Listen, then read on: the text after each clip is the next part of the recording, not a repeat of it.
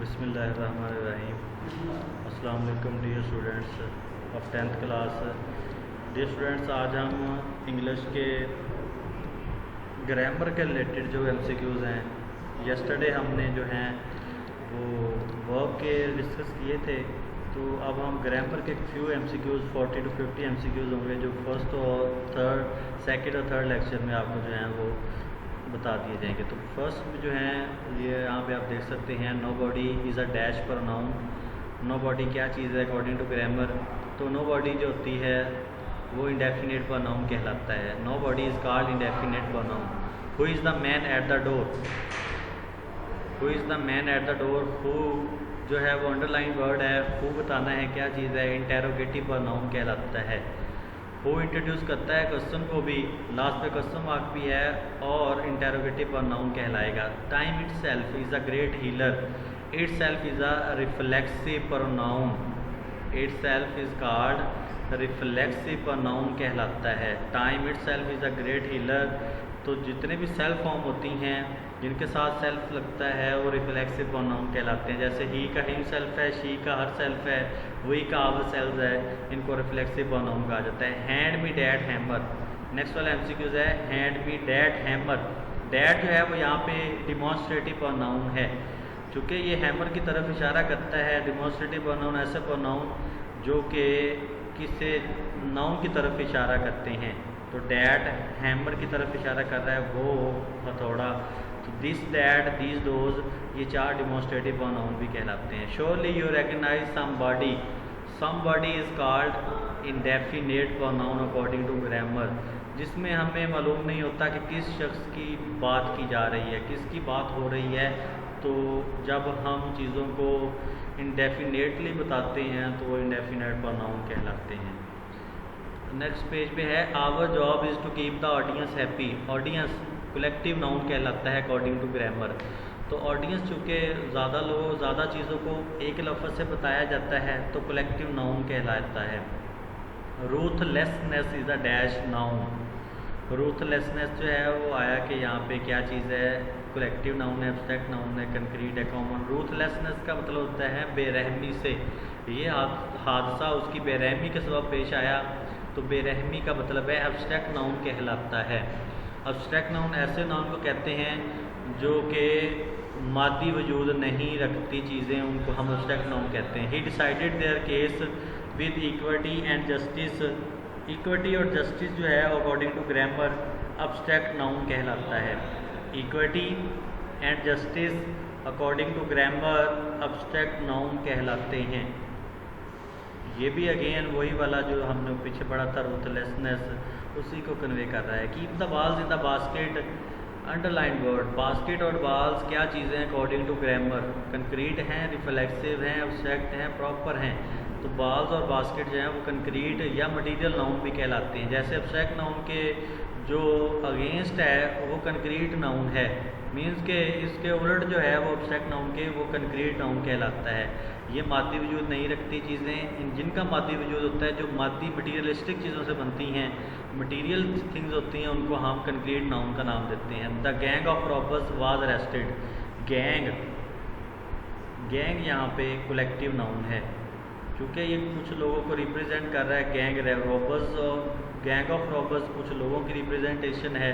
तो जब ज़्यादा लोगों की, ज़्यादा चीज़ों की एक लफ्ज़ से नुमाइंदगी की जाती है तो कलेक्टिव नाउन भी कहलाता है। नेगेटिव कॉनोटेशन भी है gang word. The class had just had a physics lesson. Class क्या चीज़ है according to grammar? Underline word. हमने बताना है मटीरियल है, कंक्रीट है, नन ऑफ दीज, या कलेक्टिव नाउन है। तो क्लास भी कलेक्टिव नाउन कहलाएगा। डियर स्टूडेंट्स, तो ये आपके बोर्ड के पेपरों के लिहाज से जो आपको MCQs इंपॉर्टेंट है वो आपको गो थ्रू करवाए जा रहे हैं, जो आपको बताए जा रहे हैं। तो क्लास में ज़्यादा स्टूडेंट्स एक नहीं होता, 2, 4, 5, 10 स्टूडेंट्स जो कि बैठे होते हैं उनको हम एक नाम दे देते हैं क्लास का, वो कलेक्टिव नाउन कहलाता है। He had all the money in the world but he was sad. But आ जाएगा इसमें खाली जगह में। दो इंडिपेंडेंट क्लासेस हैं, इनको अलग भी कर दिया जाए तो दोनों के मफहूम में कोई फ़र्क नहीं आएगा, बल्कि जब कंपैरिजन आता है तो फिर बट यूज़ करते हैं कोऑर्डिनेटिंग कंजंक्शन दो इंडिपेंडेंट क्लासेस में। If he offers me a job I dash it. First conditional है, ये स्टेटमेंट जो है फर्स्ट कंडीशनल है, ओपन कंडीशन। पहला इफ़ वाली क्लास जो है जिसको हम कंडीशनल क्लास कहते हैं, ये प्रेजेंट इंडेफिनेट में होगी, if he offers present definite, और दूसरे वाले हिस्से में फ्यूचर इंडेफिनेट लगाएंगे जो कि रिजल्ट क्लास होगी, आई विल एक्सेप्ट इट, ये इसके साथ आ जाएगा, इसको पूरा करेगा, इसको फुलफ़िल करेगा इस कंडीशन को। पहली कंडीशन बता दी गई, दूसरी में आपने लगा के फुलफ़िल करना है, मुकम्मल करना है इसको। If he offers me a job I will accept it, first conditional present definite follows by future indefinite. Flying above the lake at this time of night is dash phrase, ये group of words जो कि underline किए गए हैं, ये क्या चीज़ें हैं, और ग्रुप ऑफ वर्ड्स के स्टार्ट पे ही आईएनजी फॉर्म है, जेरेंड है, शुरू में जब होता है सब्जेक्ट का काम करता है तो जेरेंड कहलाती है आईएनजी फॉर्म, और ये सात ग्रुप ऑफ वर्ड्स फ्रेज कहलाते हैं। तो चूँकि जिस लफ्ज़ से शुरू होती है वो उसका फ्रेज का नाम बन जाती है, तो यहाँ पे ये आईएनजी फॉर्म से शुरू होती है और आईएनजी फॉर्म नाउन का काम करती है और जेरेंड फ्रेज कहलाती है। नेक्स्ट पे आ जाएँ, दे रेस्टेड एट सनसेट, उन्होंने रेस्ट किया एट सनसेट, उन्होंने सूरज गरूब हुआ तो आराम किया। नाउन फ्रेज है, एडजेक्टिव फ्रेज है, एडवर्ब फ्रेज है, नन ऑफ दीज है। तो व्हेन का आंसर है, व्हेन का मतलब है टाइम, कब, ये एडवर्ब फ्रेज ऑफ टाइम भी कहलाती है, और एडवर्ब फ्रेज तो डेफिनेटली कहेंगे कब उन्होंने रेस्टेड, व्हेन का आंसर है वर्ब से। तो व्हेन का आंसर अगर फ्रेज देती है तो एडवर्ब फ्रेज कहलाती है, अगर एक लफ्ज़ देता है व्हेन का आंसर तो एडवर्ब कहलाता है, अगर फ्रेज कहलाती है तो एडवर्ब ऑफ टाइम भी ये कहलाएगा। Adverb phrase of time, adverb phrase. The umbrella with a broken handle is mine, ये ग्रुप ऑफ वर्ड जो कि अंडरलाइन किए गए हैं, विद अ ब्रोकन हैंडल, ये इंडिकेट करते हैं नाउन की तरफ। Umbrella group of words noun को बताते हैं, अगर एक लफ्ज़ बताता है तो वह एडजेक्टिव कहलाता है, अगर वही काम नाउन को बताने का, नाउन को मॉडिफाई करने का, अगर ग्रुप ऑफ वर्ड्स करें तो फ्रेज एडजेक्टिव फ्रेज कहलाएगी, और वही काम जो कि नाउन को मॉडिफाई करने का होता है। एडजेक्टिव का मतलब यही होता है कि ऐसा लफ्ज़ जो नाउन या प्रोनाउन के मुतालिक सेंटेंस में बताता है वो एडजेक्टिव कहलाता है। जैसे कि ब्लैक अम्ब्रेला है, प्रीटी गर्ल है, गर्ल क्या है, प्रीटी है, खूबसूरत है, तो लाइक दिस ये एडजेक्टिव हैं, अगर यही काम फ्रेज करे तो एडजेक्टिव फ्रेज कहलाती है। I have surprising news, gerund है, सरप्राइजिंग इन्फिनेटिव है, प्रेजेंट पार्टिसिपल है, पास्ट पार्टिसिपल है।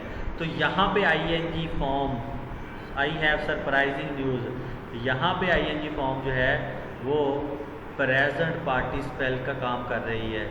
दोनों में डिफरेंस देख लेना है, जेरेंड और प्रेजेंट पार्टिसिपल कब बनता है। जेरेंड का बता दिया है, जब आईएनजी फॉर्म खुद नाउन बनती है तो वो जेरेंड कहलाती है, और वो एज अ सब्जेक्ट और ऑब्जेक्ट ऑफ द सेंटेंस जो है वो यूज़ होती है। जब आईएनजी फॉर्म नाउन के मतलब बताती है, खुद नाउन नहीं बनती बल्कि नाउन के मतलब, न्यूज़ कैसी है, सरप्राइजिंग है, न्यूज़ नाउन को मॉडिफाई कर रही है, तो ये प्रेजेंट पार्टिसिपल कहलाती है। Because he was late, he missed the first period, because से शुरू होती है, सबॉर्डिनेटिंग कंजंक्शन है। ये क्लॉज सबॉर्डिनेटिंग कंजंक्शन इसलिए है क्योंकि बिकॉज से शुरू हो रही है, डिपेंडेंट क्लॉज भी कहलाती है, इसको हम डिपेंडेंट क्लॉज कहेंगे।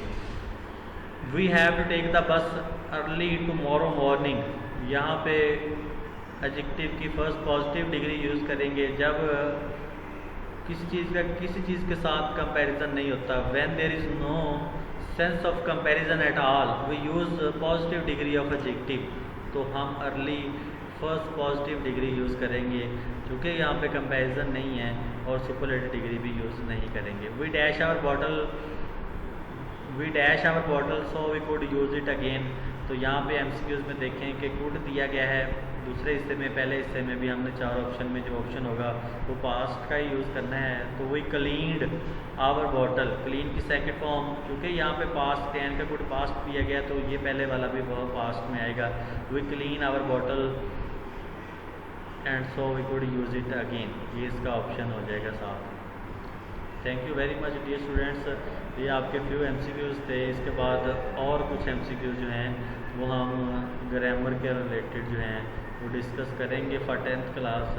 जो एग्जैक्ट ऑप्शन होंगे जो कि आपने पेपरों में बोर्ड के एग्ज़ाम में जाके जो आपने टिक लगानी है वो आपको उसके मुताबिक यहाँ पे तैयारी करवाई जाएगी। थैंक यू वेरी मच बेटा, अल्लाह हाफिज़।